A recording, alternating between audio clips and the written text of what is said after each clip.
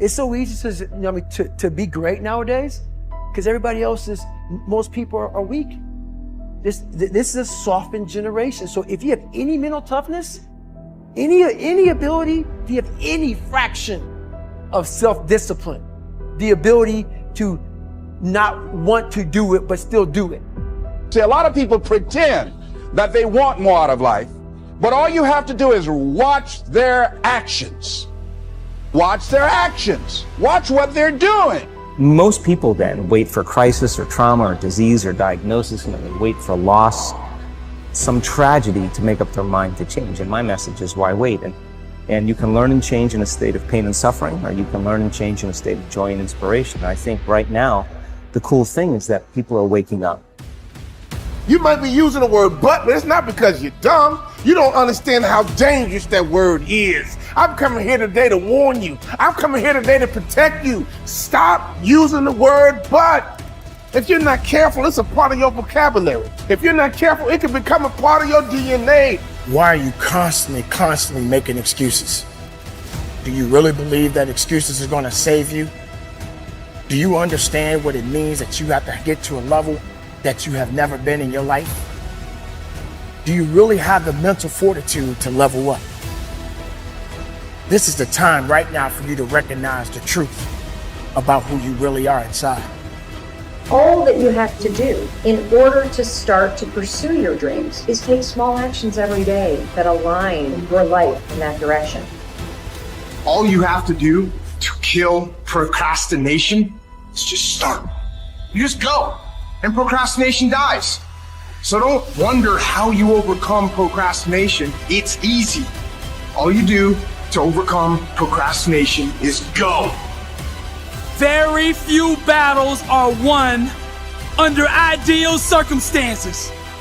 So you gotta simulate and practice the unknown so that the unexpected will not derail you. Every morning when you get up, ask yourself, how can I put myself in a place where I'll be uncomfortable?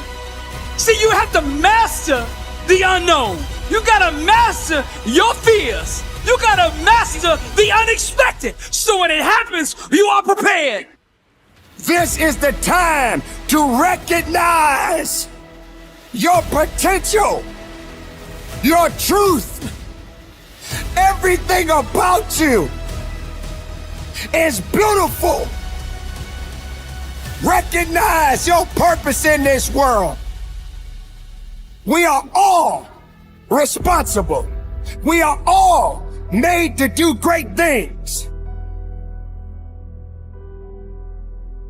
You know, if you start with the presumption that there's a baseline of suffering in life and that can be exaggerated as a consequence of human failing, as a consequence of malevolence and betrayal and self-betrayal and deceit and all those things that we do to each other and ourselves that we know that aren't good, that amplifies the suffering.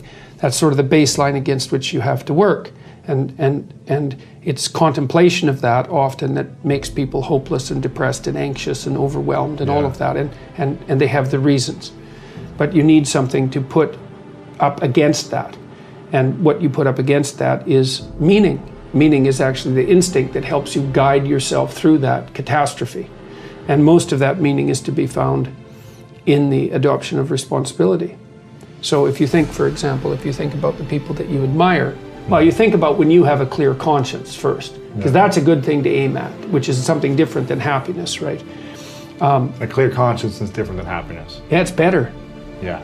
That's you're not better. Like guilting yourself. You're not feeling bad about yourself. That's right. You feel that you've justified. Clean. You've justified your existence, right? And so you're not waking up at 3 a.m. in a cold sweat thinking about all the terrible things that you've involved yourself in.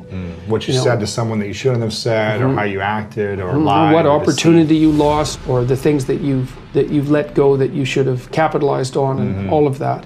And so, if you think about the times when you're at peace with yourself with regards to how you're conducting yourself in the world, it's almost always conditions under which you've adopted responsibility, right? At least the most guilt I think that you can experience perhaps is the sure knowledge that you're not even taking care of yourself, so that you're leaving that responsibility to other people, because that's pretty pathetic, and unless you're psychopathic. and and you're living a parasitical life, and that characterizes a very small minority of people, and an even smaller minority think that's justifiable. But most of the time you're in guilt and shame because you're not only are you not taking care of yourself, let's say, so someone else has to, but you're not living up to your full potential. And so there's an existential weight that goes along with that. If you don't learn how to effectively, not destructively, because that's where most people go, they get into an endless loop of self-punishment, which is totally ineffective. But if you don't learn to punish yourself, you will never get where you want to go. Now, that needs to pale in comparison to the amount of time that you reward yourself, and you need to earn that reward. If you're just lavishing yourself with emotional praise and you haven't done anything, then I think that will cheapen it, will ultimately mean nothing. And quite frankly, I don't think you can really bamboozle yourself. I don't think if you try to praise yourself for stupid shit, I think some part of you knows you haven't done anything to deserve that praise. But when you set a bar and you meet that or exceed that, to then tell yourself, hey, you did it. You said you were gonna do it, you did it. And that is worthy of praise. And getting good at praising yourself is incredibly important. And I think that most people have a very hard time doing both. Most people don't know how to effectively praise themselves. They don't know how to get themselves, first of all, to do things that are praiseworthy. And then when they do, they don't take the time to emotionally reward themselves, meaning you actually have to feel it. It can't just be intellectual. You've got to actually feel that. And the same with punishment. If you say you're going to do something, even if nobody's watching, and you don't do it, then you need to emotionally punish yourself. None of you will ever know whether I actually get out of bed in 10 minutes or less or not. But I say I do all the time. But every time I miss it, even if I miss it by seconds, I just gave myself the chills. Even if I miss it by seconds, I will punish myself for that. Because I said I was going to do it and I didn't do it. So the fact that nobody's watching is utterly irrelevant to me. It has everything to do with myself. Now, the reason that this is important, the reason that I think that people need to do this is because that's how you shape your behavior. So, like water, over time can create the Grand Canyon, or you can take a polishing rock and shape stones. You can shape your personality. You can certainly shape your identity and shape your behaviors if you learn how to reward and punish yourself. I know a lot of people don't want to hear that. That is the truth of the human condition. The great paradox there is an interesting and important paradox in life that you need to be aware of. It is that if you are an intelligent person, you do everything possible to organize your life in such a way that you minimize and avoid adversity and disappointment. This is a sensible and rational thing to do. All intelligent people, following the path of least resistance to achieve their goals, do everything possible to minimize the number of difficulties and obstacles that they will face in their day-to-day activities. Disappointment is inevitable, yet in spite of our best efforts, disappointments and adversity are normal and natural, unavoidable parts of life. Benjamin Franklin said that the only things that are inevitable are death and taxes, but every bit of experience shows that disappointment is also inevitable. No matter how well you organize yourself and your activities, you will experience countless disappointments, setbacks, obstacles, and adversity over the course of your life. And the higher and more challenging the goals that you set for yourself, the more disappointment and adversity you will experience. This is the paradox.